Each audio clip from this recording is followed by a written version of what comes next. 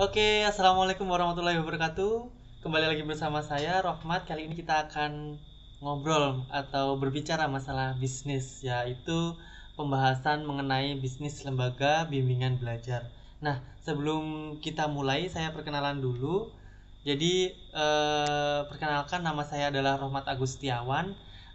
Saya adalah mahasiswa semester 7 di Universitas Pendidikan Ganesha, Fakultas MIPA, jurusan Kimia dengan NIM 18130311026.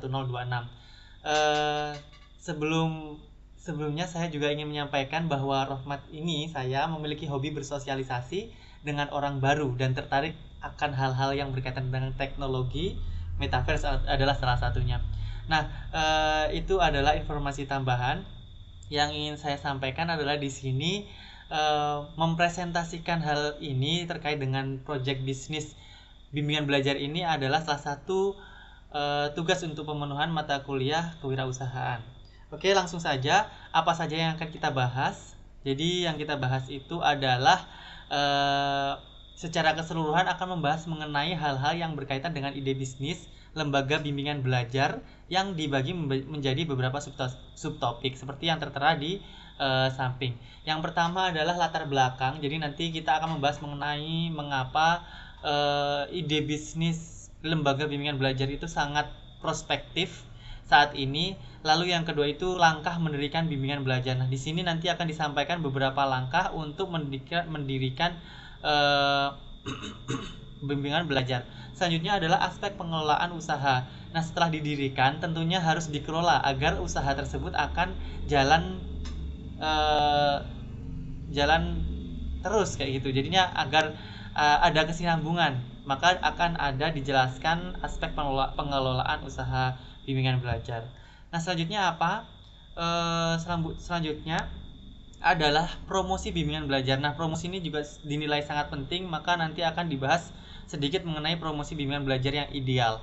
Selanjutnya adalah aktivitas customer service dalam perusahaan. Karena customer service itu yang berhubungan langsung dengan pelanggan, maka customer service di sini juga akan dijelaskan. Dan yang terakhir adalah aspek laporan keuangan.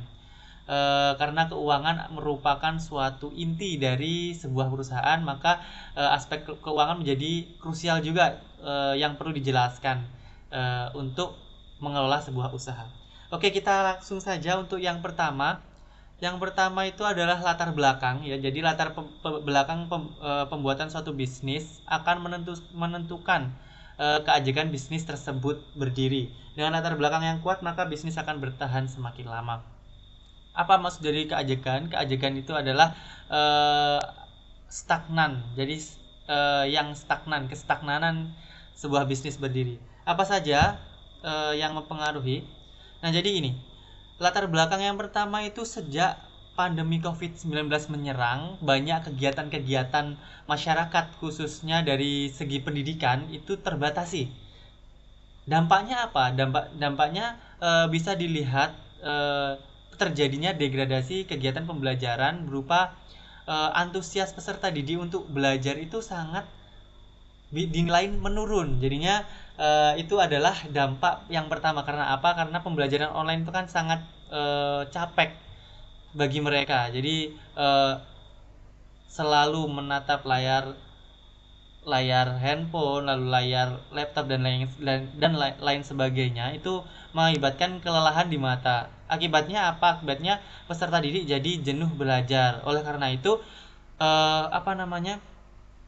Kejenuhan belajar ini nanti akan mempengaruhi tingkat pemahaman peserta didik terhadap materi yang disuguhkan oleh guru di sekolah. Jadi eh, mereka akan merasa kekurangan materi, padahal waktu yang diberikan oleh guru di sekolah itu juga harus fit in dengan keadaan yang sekarang, yaitu pembatasan eh, kerumunan seperti itu. Nah, yang kedua, dampak yang selanjutnya dari pandemi Covid ini juga masyarakat saat ini memiliki kesulitan ekonomi ya. Jadi keterbatasan ruang gerak itu akan membatasi juga masyarakat dalam berniaga, sehingga menurunkan pendapatan per kapita, lalu penghasilan dan lain sebagainya hampir di seluruh wilayah Indonesia. Nah, dari kedua hal ini, jadi dua hal ini nanti jika berikan satu solusi berupa pembangunan bisnis berupa lembaga bimbingan belajar, kan akan sangat saling menguntungkan seperti itu. Jadi pengelola usaha menjadi memiliki pendapatan per kapita yang lebih, lalu dari segi peserta didik juga mendapatkan materi-materi tambahan di lembaga bimbingan belajar ini. Oleh karena itu, mengapa di awal saya bilang bahwa pembuatan lembaga bimbingan belajar itu sangat prospektif di saat ini, karena ya pergantian sistem pendidikan itu juga akan menyebabkan yang sudah saya jelaskan tadi. Oke, itu untuk latar belakangnya. Yang selanjutnya kita akan langsung membahas mengenai langkah. Akan disampaikan langkah-langkah pembentukan lembaga bimbingan belajar yang dilengkapi dengan pengadaan bahan ajar. Nah, jadi ini langkah pendirian bimbingan belajar itu ada 5. Yang pertama itu ini yang pokok ya. Untuk yang lain-lain itu nanti bisa dilakukan setelah menerapkan 5 ini, maksudnya bisa disisip-sisipkan seperti itu. Jadi yang pertama itu pemilihan lokasi akan menyesuaikan dengan target pasar. Jadi nanti akan dijelaskan. Selanjutnya ada pelaksanaan survei, ini bertujuan untuk menggali informasi mengenai calon pelanggan. Lalu ada pembuatan konsep ini disesuaikan dengan hasil survei yang sebelumnya. Lalu ada modal usaha yang kita miliki dan juga komposisi sumber daya manusia. Akan seperti apa proses pembelajarannya, lalu akan seperti apa ekstra yang diberikan oleh lembaga bimbingan belajar, itu nanti akan menyesuaikan survei, modal, dan sumber daya manusianya. Selanjutnya setelah konsep sudah selesai, lalu ada pengadaan sarpras ya. Pengadaan sarpras ini bisa dilakukan dengan 3 cara, yaitu membeli bangunan, membangun gedung sendiri, atau menyewa gedungnya. Selanjutnya untuk yang sebelum terakhir itu ada aspek hukum ya. Hukum itu nanti bisa sambil jalan. Jadi pengajuan di ranah hukum itu nanti bisa sambil jalan. Namun yang krusial ya ini. Yang terakhir itu adalah pemasaran. Itu nanti akan kita jelaskan di subbab lain. Subbab yang agak terakhir. Oke, yang pertama pemilihan lokasi. Nah, lokasi akan menyesuaikan dengan target pasar. Jika target pasar sebuah bimbingan belajar adalah pelajar sekolah menengah, maka lokasi yang strategis adalah dekat lingkungan persekolahan. Jadi tidak mungkin ya kalau kita mendirikan bimbingan belajar itu target pasarnya adalah anak-anak SD. Itu kita bangun di dekat SMA, itu sangat kurang tepat ya, bukan salah ya, itu kurang tepat seperti itu. Yang paling tepat ya kalau bisa jangan terlalu dekat dengan sekolah juga, tapi minimal dekatlah dengan sekolah, bisa ditempuh dengan jarak jalan kaki seperti itu. Soalnya apa? Soalnya biasanya peserta didik itu kalau memilih suatu hal les tambahan atau bimbingan belajar tambahan itu biar bisa sekali jalan seperti itu. Maksudnya nanti peserta didik setelah sepulang sekolah atau apa itu nanti langsung bisa masuk kayak gitu. Jadi tidak buru-buru pulang dulu baru berangkat, itu kan sangat tidak efektif dari segi biaya transportasi seperti itu. Jadi pemilihan lokasi itu juga harus menjadi salah satu bahan pertimbangan untuk mendirikan sebuah bimbingan belajar. Selanjutnya adalah pelaksanaan survei. Nah, survei ini dilaksanakan bertujuan untuk mengenali karakteristik dari calon pelanggan, ya. Mulai dari metode pembelajaran yang diminati, kebutuhan calon pelanggan. Kebutuhan yang dimaksud di sini adalah kebutuhan seberapa jauh materi yang ia butuhkan. Misalnya hasil surveinya itu menunjukkan bahwa sebagian besar ingin untuk membahas soal-soal mengenai SBMPTN. Nah, itu bisa jadi pertimbangan ya. Hal ini nanti akan digunakan untuk menyusun strategi dan konsep pembelajaran. Jadi itu saja untuk pelaksanaan survei. Selanjutnya pembuatan konsep. Nah, konsep pembelajaran akan disesuaikan dengan hasil survei modal dan komposisi sumber daya manusia. Misalnya di sini saya punya contoh Smart Private Center. Jadi di sini ada beberapa hal ya, ada tahfidz, BTQ, kejar ujian, kejar bis, kelompok belajar biasa, lalu ada belajar sendiri. Nah, ini di sini kan harus kalau misalnya surveinya rata-rata eh, para orang tua menginginkan anaknya itu bisa membaca dan menulis Al-Qur'an. Itu bisa dijadikan bahan pertimbangan dan kira-kira apakah ada sumber daya manusia yang mampu untuk mengajarkan itu nanti juga harus dipertimbangkan. Jadi pembuatan konsep itu akan berdasarkan 3 hal ini. Lalu misalkan ada sumber daya manusianya, kira-kira modal yang dipakai di awal itu apakah mumpuni untuk membelikan membelanjakan anggaran untuk sarana dan prasarana untuk baca tulis Al-Qur'an ini, misalnya seperti itu. Jadi konsepnya nanti akan fleksibel berdasarkan 3 hal ini. Selanjutnya ada pengadaan sarpras. Nah, di sini pengadaan sarpras bisa dilakukan baik dengan membeli bangunan, membangun gedung sendiri atau menyewa. Pengadaan sarana prasarana lainnya juga serupa. Dan tentunya sarana prasarana ini yang paling pokok adalah ruangan belajar dan beserta isinya. Lalu ada parkir ya. Kalau parkir itu sangat krusial karena kalau tidak ada parkir sangat tidak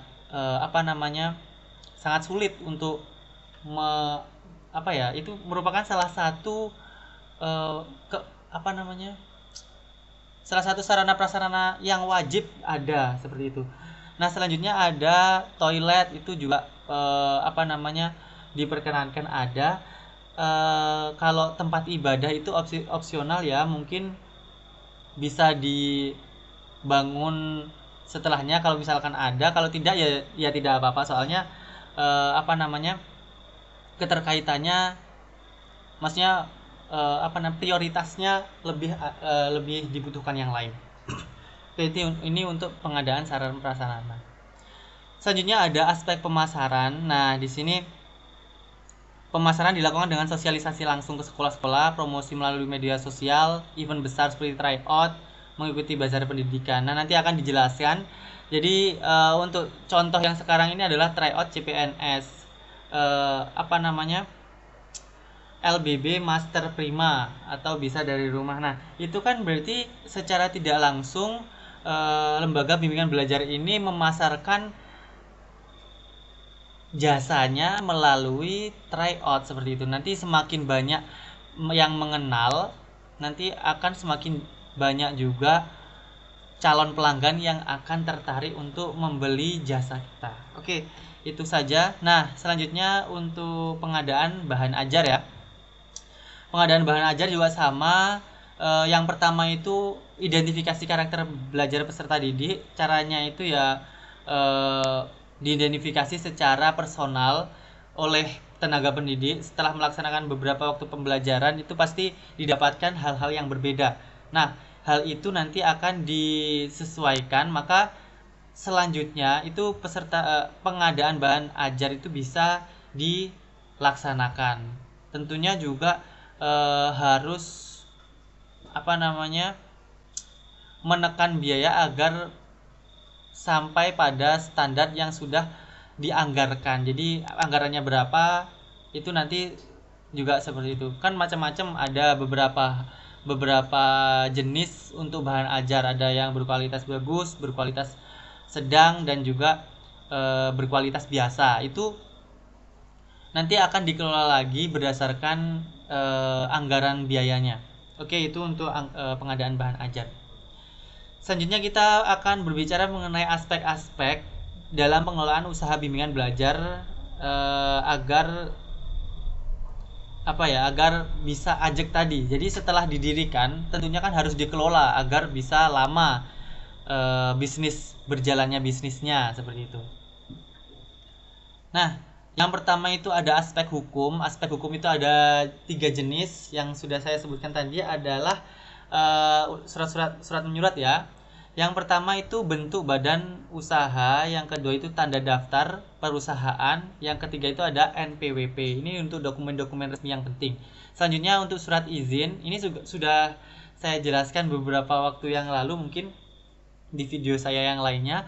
Jadi yang kedua itu ada domisili, ada SIUP, SIUI, lalu ada surat izin gangguan. Jadi maksudnya kita meminta surat izin bahwa di sini akan ada kerumunan untuk bimbingan belajar seperti itu.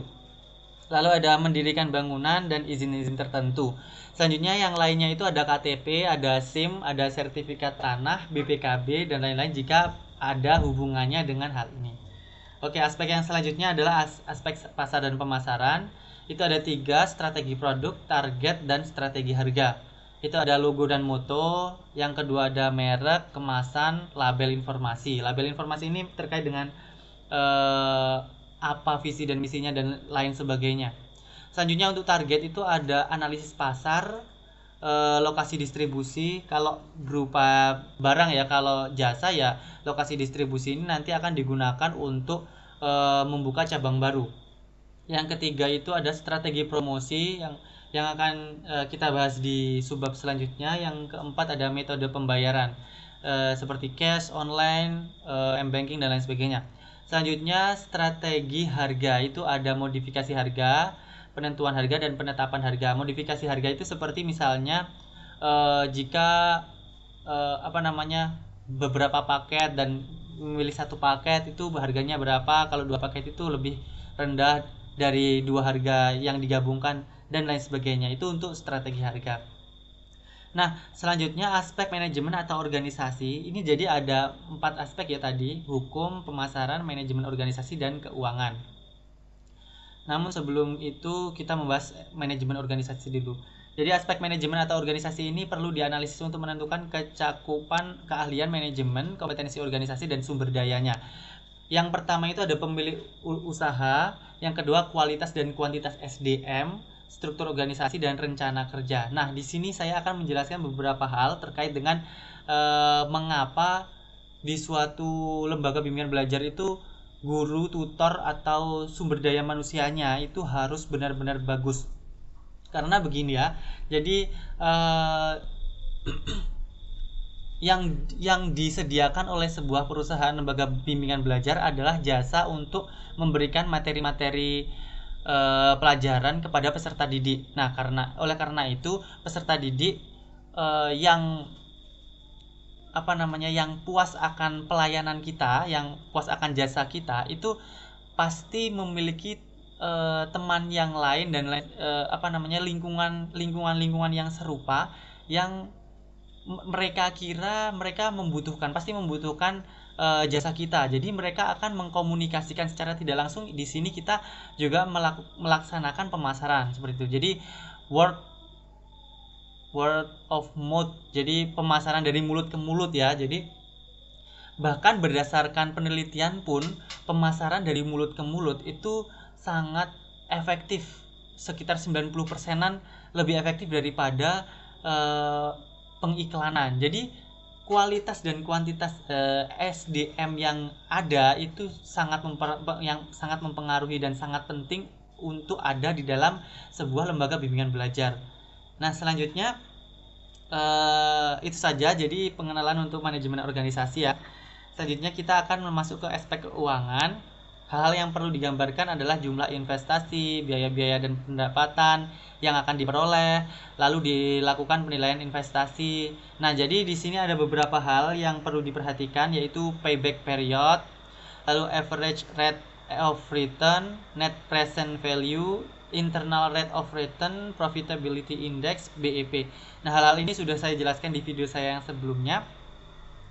Jadi kita langsung saja. Nah, oke. Ini adalah kita akan membahas mengenai promosi ya. Kegiatan promosi yang dilakukan selama proses pengelolaan bimbel akan dijelaskan di sini. Nah, di sini bimbingan belajar dipasarkan melalui 4 jenis untuk saat ini yang strategi pemasaran, yang strategi promosi maksud saya, yang saya nilai efektif seperti itu. Jadi ada sosialisasi langsung ke sekolah-sekolah, promosi melalui media sosial, membuat event besar seperti tryout, mengikuti bazar pendidikan. Nah, kalau sosialisasi ke sekolah-sekolah itu eh, tidak membutuhkan biaya yang besar. Nah, jadi bisa selain itu keuntungannya juga mereka lebih mudah untuk menggait peserta didik karena nanti akan kemungkinan besar akan ada koordinasi antara pihak LBB dengan guru-guru di sekolah tersebut sehingga akan lebih efektif. Namun ada beberapa kekurangan, yaitu kekurangannya. Nah, di sini contohnya ya. Jadi kekurangannya itu eh, membutuhkan waktu dan tenaga yang sangat besar ya. Karena harus satu persatu seperti itu. Jadi memakan waktu yang sangat besar. Sedangkan waktu itu di dalam usaha sangat penting ya. Jadi ketinggalan beberapa waktu saja sudah bisa mengalami kerugian atau yang lain sebagainya. Namun untuk promosi bisalah dilakukan. Selanjutnya promosi melalui sosial media yang saya ambil contoh di sini adalah neutron.co.id yang berpusat di Yogyakarta. Ini bukan promosi ya, di sini soalnya ada Prima Gema juga. Ini mereka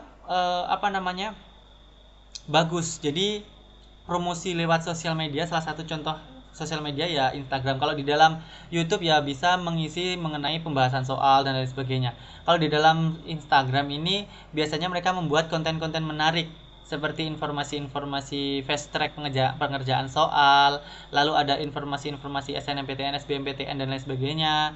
Lalu ada informasi unik-unik lainnya seperti contoh bagaimana cara mengatasi rasa malas dengan 4 langkah seperti itu. Nah, di sini kelebihannya mereka sangat menarik calon pelanggan yang berusia di antara intinya berusia di usia-usia yang memegang gadget ya. Jadi SMP, SMA itu mereka sangat lebih mudah untuk dijangkau. Namun kekurangannya di sini adalah kontennya itu harus menarik ya. Jadi membutuhkan tenaga ahli khusus untuk mendesain konten yang menarik seperti ini. Itu kekurangannya. Selanjutnya untuk membuat event besar seperti tryout. Nah, di sini yang namanya event besar tentunya kan bisa mengeluarkan uang yang sangat besar. Namun impact-nya itu nanti lebih banyak peserta didik yang bisa terjangkau juga. Ini lebih ke lebih ke 2 kali kerja sih, sama seperti sosialisasi di sekolah-sekolah.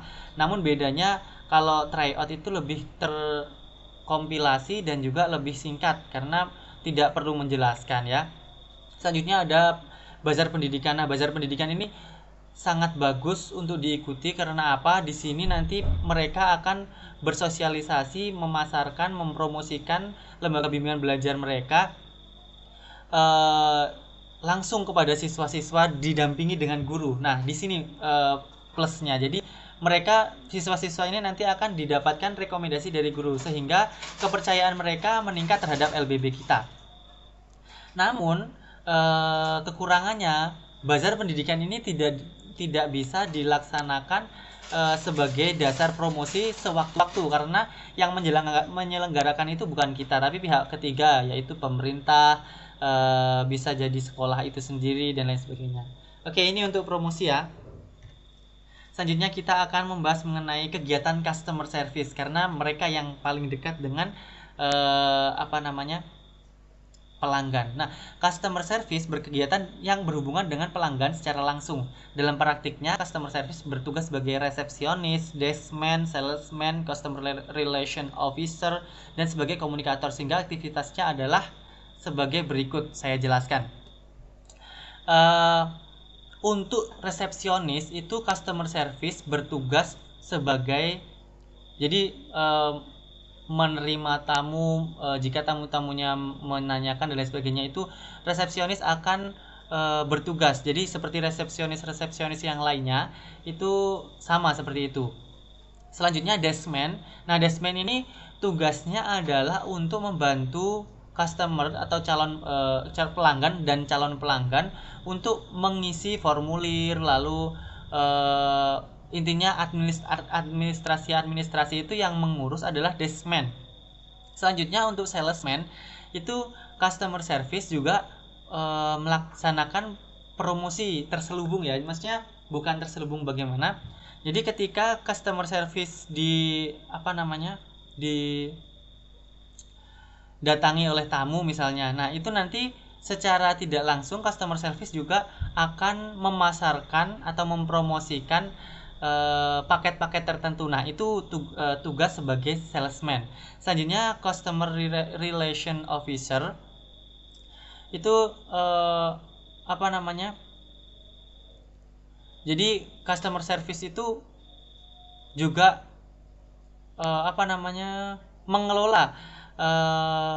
mengelola adanya relasi antara pihak LBB dengan pihak pelanggan ya.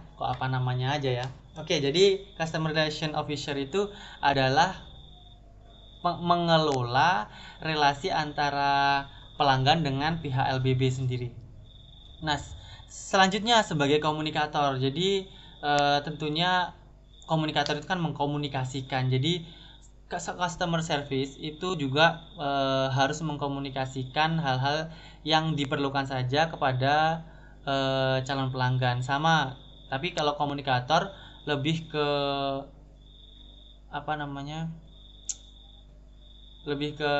bukan menyales ya, lebih ke berkata atau mengkomunikasikan hal-hal ternyata seperti ini dasarnya, paket ini itu penjelasannya adalah seperti itu. Oke, ini untuk customer service, jadi dia banyak tugasnya. Selanjutnya untuk pengelolaan keuangan, ini pembahasan kita yang terakhir. Tadi sudah saya sebutkan bahwa keuangan adalah inti dari usaha, maka agar tidak bangkrut diperlukan pengelolaan usaha yang keuangan yang baik agar suatu perusahaan itu menjadi perusahaan yang sehat. Yang pertama itu ada perencanaan anggaran. Jadi ada 4, ada perencanaan, pelaksanaan, pemantauan, dan evaluasi. Nah, yang pertama ini adalah perencanaan anggaran. Pengelolaan keuangan belanja sesuai dengan kebutuhan yang diprediksi sebelumnya, yaitu sesuai dengan hasil rapat. Jadi didapatkan dulu apa saja yang ingin dibeli, lalu dirancangkan. Nah, selanjutnya pembagian proporsi biaya tersebut dibagi menjadi 4 bidang, yaitu bagian PAC, petugas administrasi cabang. Kalau merintis sih PAC ini lebih ke petugas administrasi saja ya, bagian akademik, bagian marketing, dan bagian office boy. Selanjutnya untuk implementasi, pelaksanaan anggaran adalah tahap di mana sumber daya digunakan untuk melaksanakan kebijakan anggaran. Suatu hal yang mungkin terjadi di mana anggaran yang disusun dapat baik ternyata dilaksanakan dengan tepat, tetapi tidak mungkin anggaran yang tidak disusun dengan baik dapat diterapkan secara tepat. Jadi penyusunan anggaran yang baik di sebelumnya tadi itu bisa terjadi, kemungkinan yang terbaik itu adalah penggunaannya tepat. Namun kalau tadi sudah kurang bagus, maka diimplementasinya pun untuk bagus itu sulit. Seperti itu maksudnya. Oke, selanjutnya untuk pengawasan. Jadi pemantauan keuangan adalah suatu fungsi manajemen keuangan yang paling penting. Karena apa? Ketika Anda memiliki rencana untuk berinvestasi dan mengembangkan bisnis di tempat baru, karena apa? Karena nanti agar tidak korup seperti itu ya. Ketika Anda memiliki rencana untuk berinvestasi dan mengembangkan bisnis di tempat baru, salah satu cara pengawasan yang tepat untuk pegawai bisnis adalah melalui fungsi manajemen keuangan melalui laporan keuangan secara teratur. Nah, jadi pengawasan ini nanti setiap bulannya keluar masuk uangnya itu harus dipantau. Jadi apa saja yang dikeluarkan, apa saja yang masuk, seperti itu harus benar-benar jelas. Nah, selanjutnya setelah pengawasan nanti akan ada evaluasi. Jadi misalnya ada yang ketidakjelasan, maka mengapa itu tidak jelas, lalu ada kira-kira mengapa bisa meningkat signifikan, itu nanti akan disusun di evaluasi. Di analisis ya. Analisis laporan keuangan adalah proses yang dilakukan pada organisasi oleh pihak internal dan eksternal untuk mendapatkan pemahaman yang lebih baik tentang bagaimana kinerja perusahaan. 4 laporan yang dipelajari secara ekstensif adalah neraca perusahaan, laporan laba rugi, laporan cash flow atau arus kas, lalu ada laporan tahunan. Nah, itu untuk evaluasinya. Oke, jadi cukup sekian saja presentasi saya mengenai ngobrol atau berbicara tentang bisnis, yaitu bisnis lembaga bimbingan belajar. Semoga yang menonton video ini bisa sampai selesai ya, kalau yang sampai selesai juga, dan yang menonton juga semoga bisa mendirikan bisnis sendiri. Amin. Oke, terima kasih. Saya akhiri. Wassalamualaikum warahmatullahi wabarakatuh. Selamat malam.